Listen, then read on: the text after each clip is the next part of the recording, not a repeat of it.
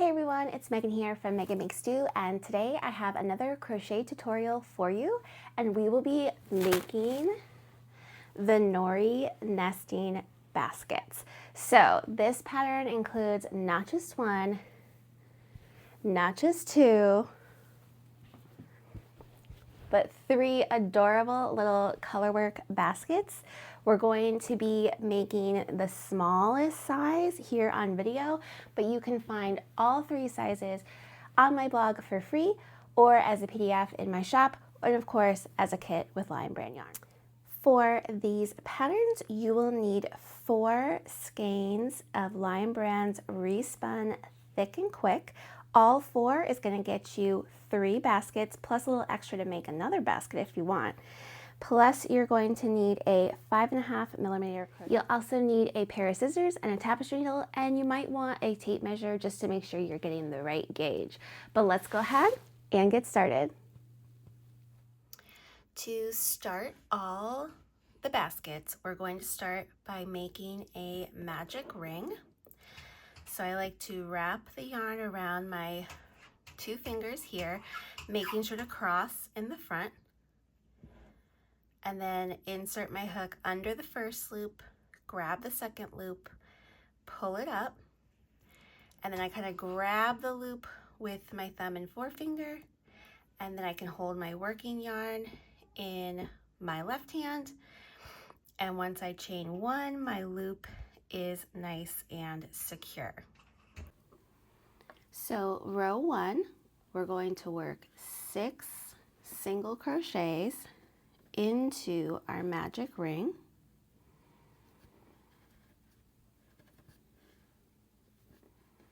That's 3, 4,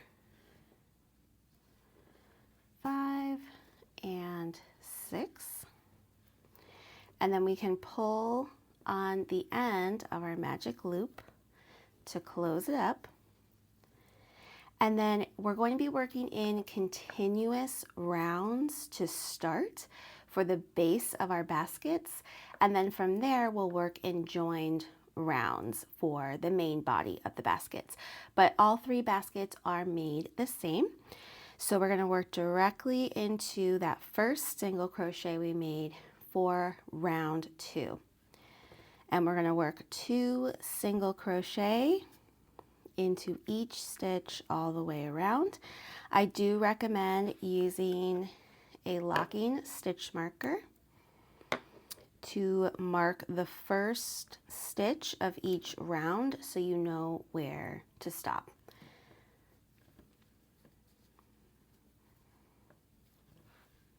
But just continue to work 2 single crochet into each stitch all the way around for round 2 of the base of your baskets.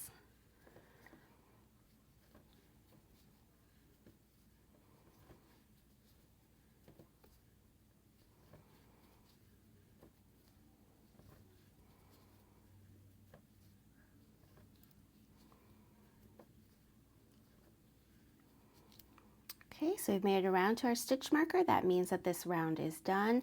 And if you notice that you're getting a little bit of a gap there with your magic ring, you just continue to pull on the end of the yarn to close it tight. So for round 3, we're going to work an increase, which is 2 single crochet into the first stitch. Again, we want to mark the first stitch of round 3 with our stitch marker, and then we want to work 1 single crochet into the next, and then we repeat that all the way around. So increase, which is 2 single crochet into the same stitch, and then 1 single crochet, 2 single crochet, 1 single crochet,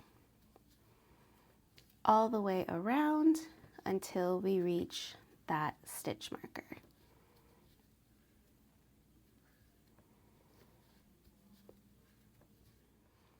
Okay, so for round 4, this is where the rounds start to change up a little bit, because if we were to keep going, doing our increases first and then doing the amount of single crochet in between, we'd end up with somewhat of a hexagon shape, and we want to keep our nice round shape for our basket. So what we want to do is stagger where our increases are.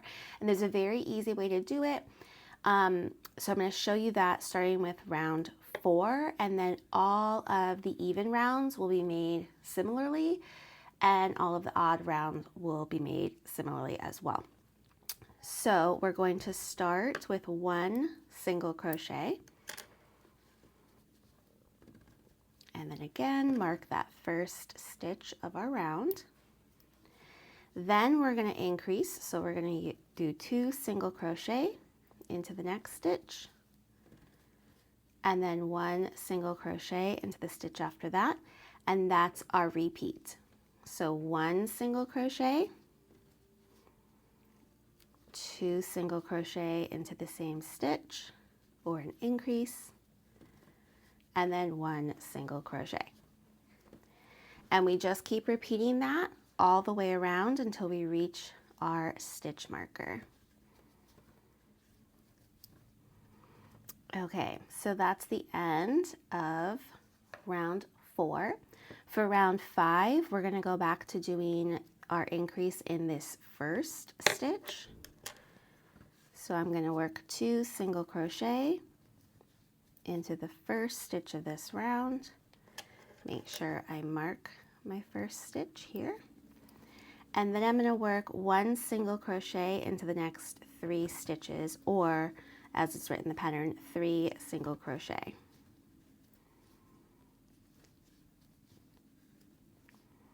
Then we're going to increase again, so 2 single crochet into the same stitch, and then single crochet for 3. 1, 2, and 3. And we just continue to repeat that all the way around.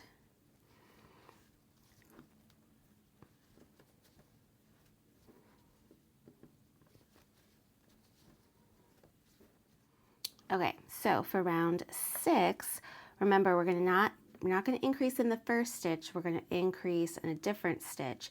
So remember how in row 4 we did 1 single crochet, increase, 1 single crochet. This time we're going to do 2 single crochet, increase, 2 single crochet. So single crochet into those first 2 stitches.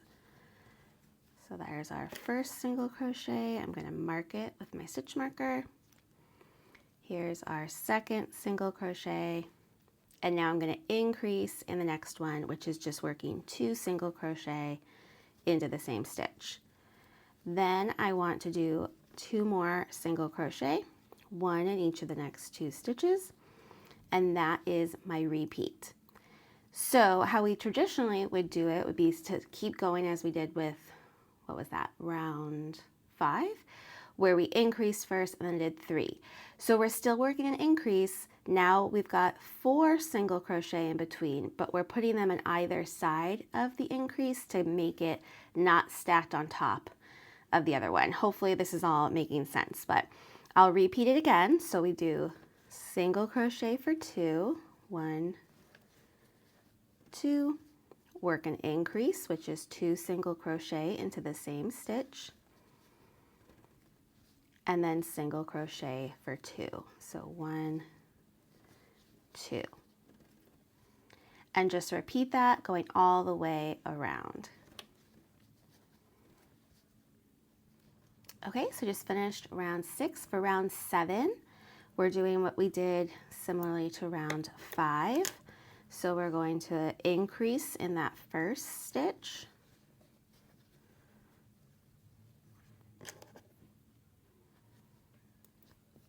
and then single crochet 5. So there was 1, 2, oops, 3, and 5, and then we repeat that going all the way around. So again, increase, which is 2 single crochet in the same stitch, and then single crochet for 5.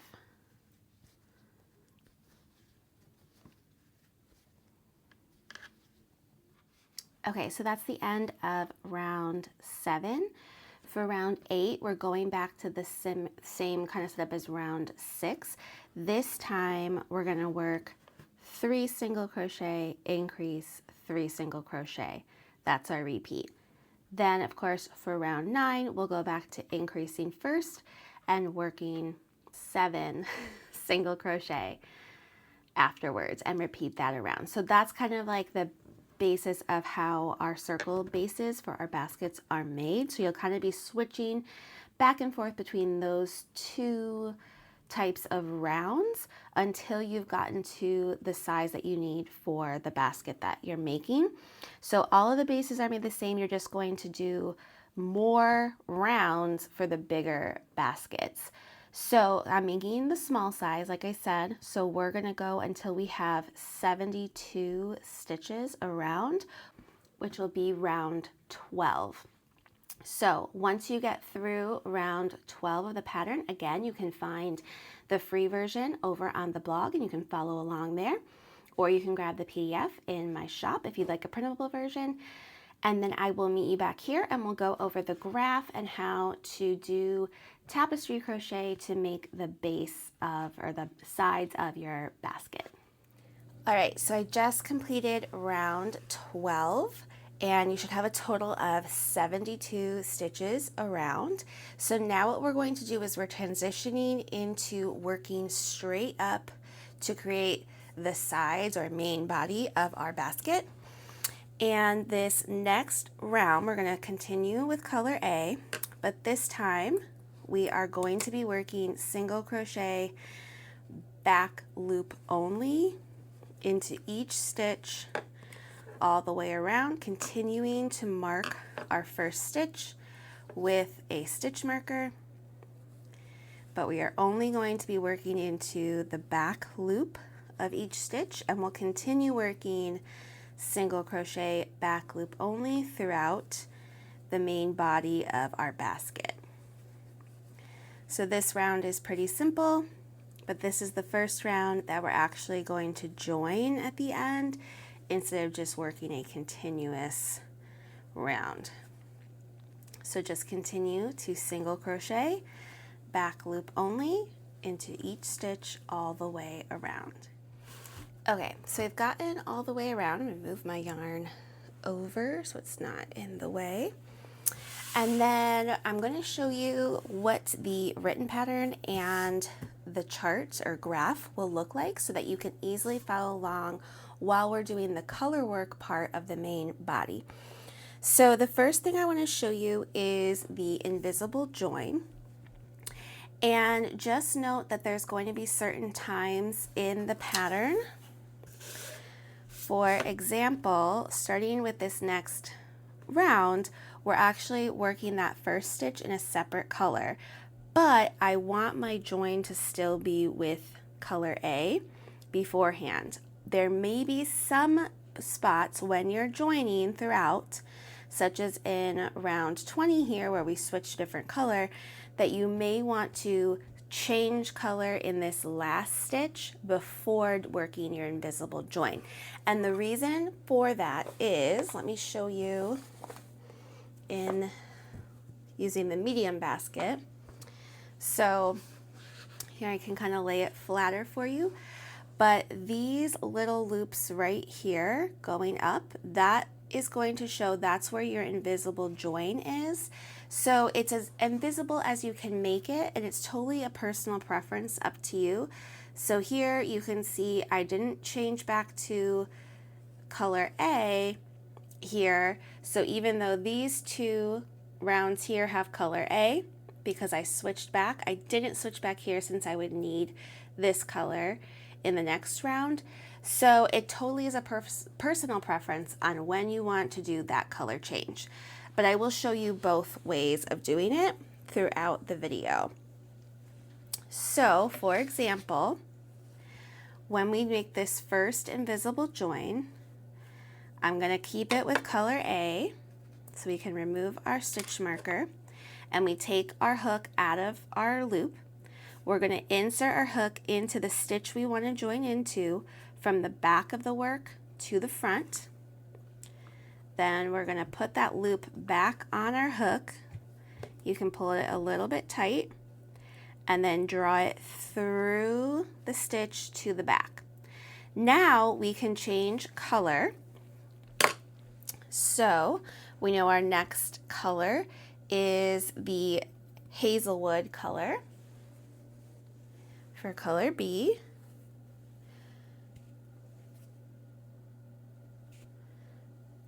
Okay, so I'm going to grab that.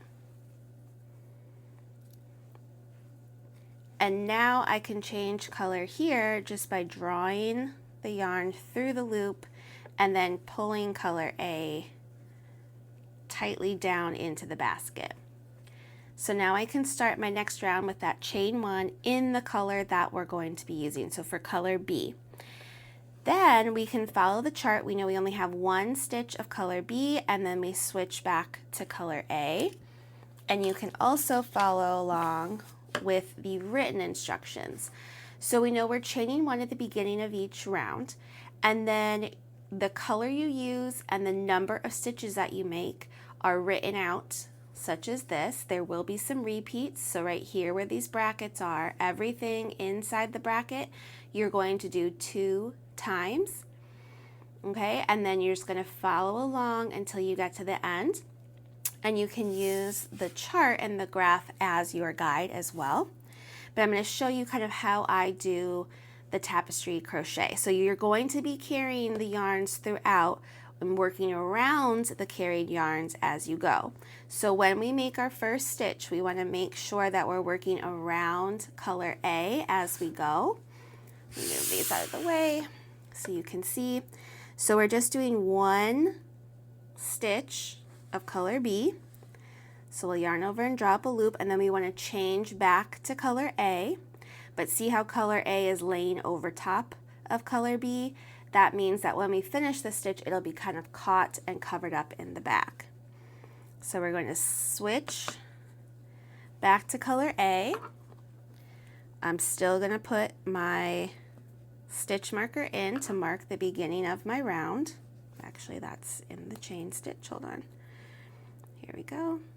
There's our stitch. And now I want to make sure that I have color B being worked around while I work 10 stitches in color A. So I'm still only going through that back loop. I'm still working all single crochets, but I am working around the strand of color B as I go.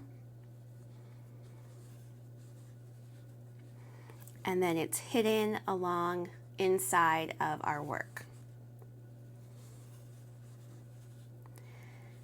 And for these patterns, for the baskets, you'll only ever be working with 3 colors at a time to make it a little bit easier, but you will need to work around 2 strands of yarn, which I will show you soon. So I have 1, 2, 3, 4, 5, 6, 7, 8, 9. I need 1 more. And then we're going to switch back to color B here, so I can drop color A. And another thing I want to show you is how to hold your yarns and move your yarns around so that you don't have a ton of tangling. So I'm always going to keep A in the front like this. So I'm going to bring it to the front before I make my switch. Okay, and we need to work 4 stitches in color B. So I'm working around color A.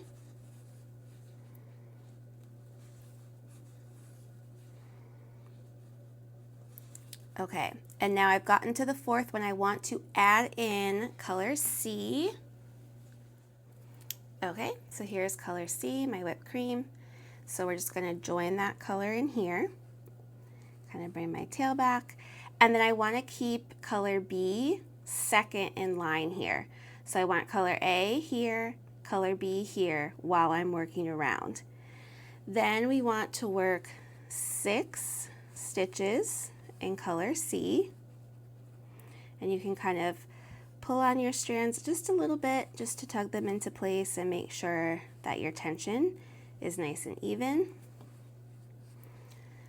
But here you can see I'm working around both strands while continuing just to work in single crochet back loop only. That's 1, 2, 3, 4, 5, one more.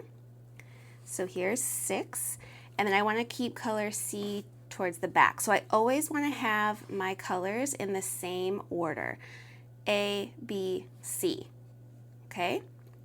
So now we need to go back to B, so I'm going to pick up B, and then I can pull color C tight. We're going to work B for 4 stitches. 1, 2,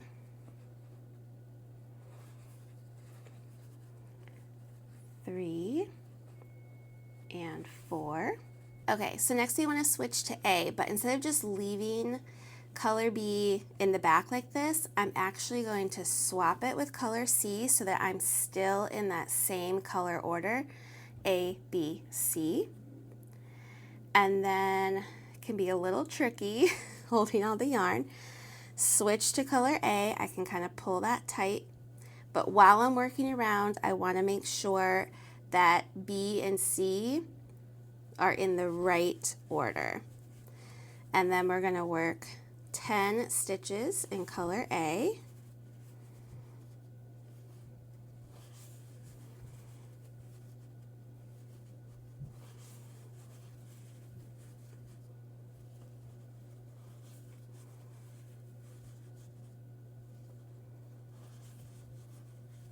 I believe that's 6, 7,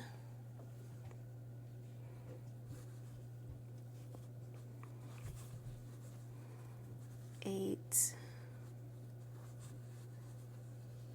9, and 10. And then I want to switch to B, but again, I don't want color A in the back. I want color A in the front where it's supposed to be. So I'm just going to bring it to the front and then pick up color B and then continue working. So B for 4, 1, 2, 3, 4.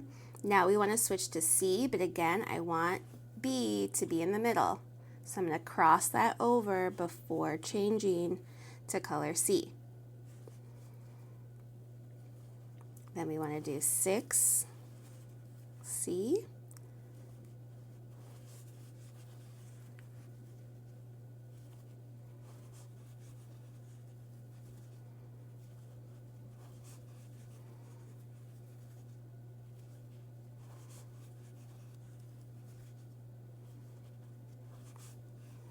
and then again we're going to switch to color B. Luckily our colors are in the right order already. I can pull C a little bit tighter just to keep the tension on that stitch the same. And we want to do 4 in B before switching back. Whoops, there goes my big yarn ball. Switching back to A.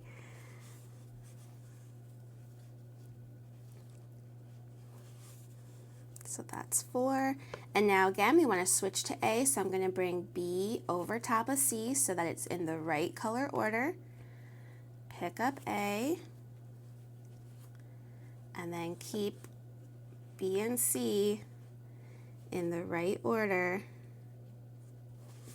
while I work over top of them for 10 stitches of color A. And what this does is it's going to keep your yarn in certain spots so that they don't get tangled together. Because if I were to, you know, every time I use a yarn, move it to the back, move it to the back, my yarns are going to start twisting, twisting, twisting. So it's totally up to you if you prefer moving it to the back. I don't really notice any kind of difference as far as like it being noticeable or anything, that I'm placing my yarns and kind of twisting them around each other inside the basket. It doesn't show on the outside. So this is just a nice little trick of mine that I use in order to keep my yarns from getting all tangled up and having to untwist and untangle yarn. This is what I do when I do color work. That's why I enjoy it so much, because it's not as bad when you just keep your colors in that right order that you've determined. And when we add that fourth color in, it's going to replace one of the other colors, and I just put that in the spot that it's replacing. So let's see, I have 1, 2, 3, 4, 5, 6, 7, 8, 9, 10. And then we want to pick up color B. So again, I'm moving color A to the front where it belongs, picking up color B. And then we're going to do B for 4.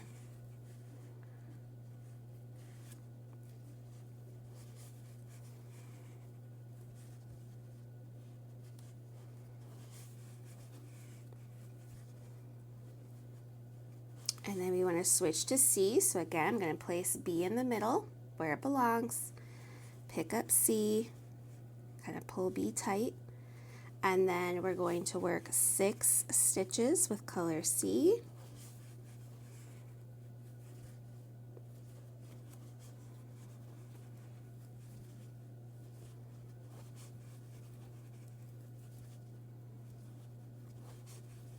There's 5. And here is 6, and then we're going to switch back to color B, kind of pull color C tight and work 3 stitches with color B. And we've made our way back to the beginning here. So then we want to work that invisible join again. And since I know my next color is also going to be this same color B, I'm not going to change color. I'm going to keep it the same. So again, we take our hook out of our current loop, insert it from the back of our work to the front of our work. We can take that stitch marker out, put the loop back on our hook, pull it through, and then we can chain 1, and we are ready to work across our strands again. This time we're working the same instructions, so rounds 14 and 15 are the same. So I'm going to do the same thing, work our first stitch with color B, again put it in the right spot before I pick up color A, and then we want to keep it in front of color C while still working over both strands for those 10 stitches. And then I'm not going to show you every single round in here. That would take up way too much of your time, but hopefully you're understanding the basic instructions of how to do the tapestry crochet in the round and how to keep your yarns from tangling. And again, we are working single crochet back loop only throughout the whole main body. So you'll get these nice little lines of stitches here. And you can also turn your basket right side out like this if you want to work so that you're working along with the right side always facing you, and all of your ends will be inside of the basket. So you'll just want to follow along. Again, you have a graph that you can follow for each size basket, as well as written out instructions. I like to use these, and I like to kind of cross off as I go. If it's kind of like more complicated, especially with the bigger size, the large size here is pretty big. You have 120 stitches that you're working every round. But you're just gonna work through here until you get to round 29. But I will, as I'm working through here, once I get to a spot where I do want to change color before doing that invisible join, I will pop back in and show you that as we're working up the main body of our small basket. Okay, so I'm at the end of round 17, about to start round 18. And I'm ending the round with color C, but I need to start the next round with color B. So I'm going to go ahead and change color here. So we're going to pick up B and change in that last yarn over. And then we still want to do our invisible join. So I'm going to insert my hook from back to front through that join stitch, or where we want to join, put the loop back on my hook and draw it through, and then I can chain one, and then I can pull color C tight, and then I can start the next round with that color already on my hook. Oops, make sure I get through that full back loop. And then we can start the next round. Oh, I think I missed part of that loop there. That first stitch of each round is a little bit hard to get into, but then we can just continue on as we normally would. So that's how you would change color before that invisible join. And I've also shown you how to just change and do the invisible join and then change after, how we did in round 14. So it's totally a personal preference, but just know that you'll have this little dashed line here that will be your loop pulling through for the invisible join, and that will show.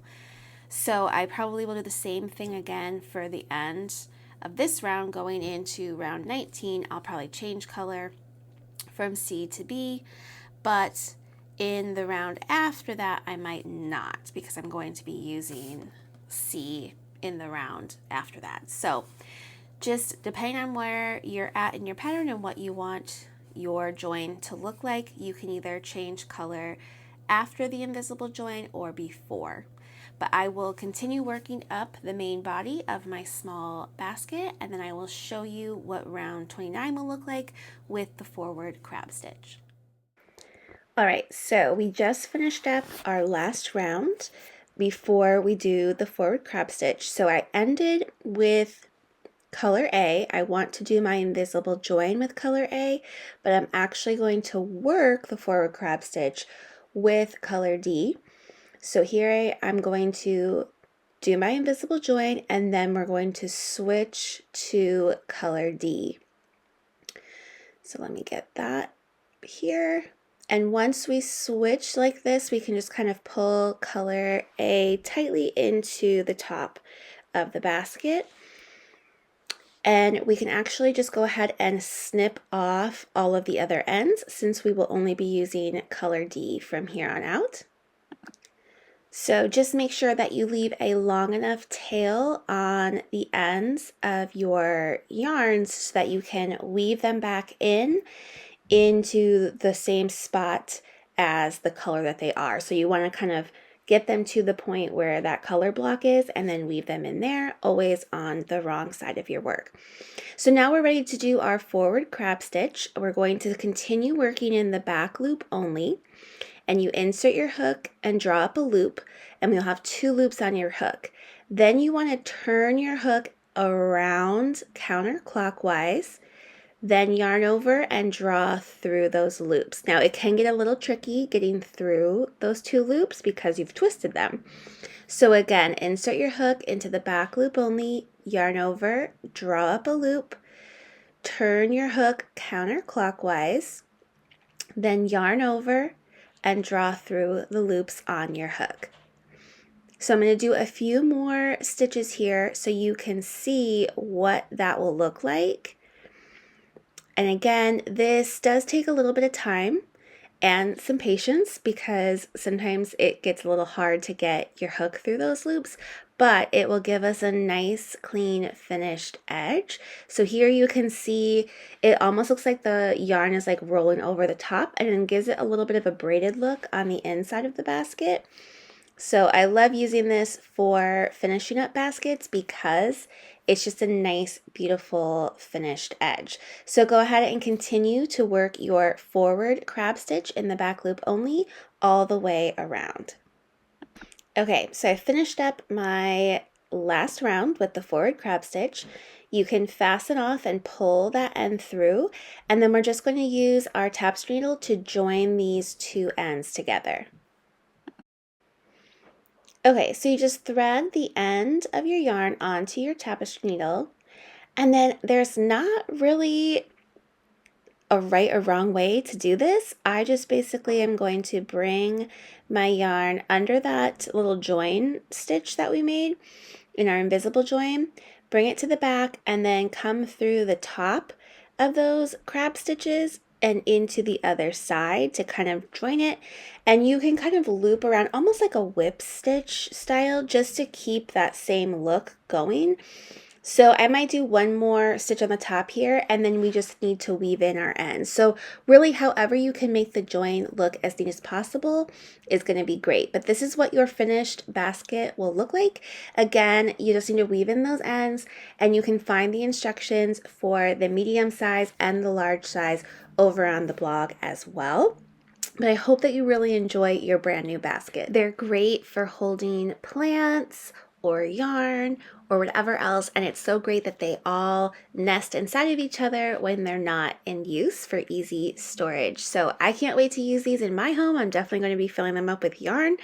And as always, you can find links to the pattern in the description below. Thank you so much for watching. If you enjoyed this video, please don't forget to like and subscribe so that you don't miss my next one.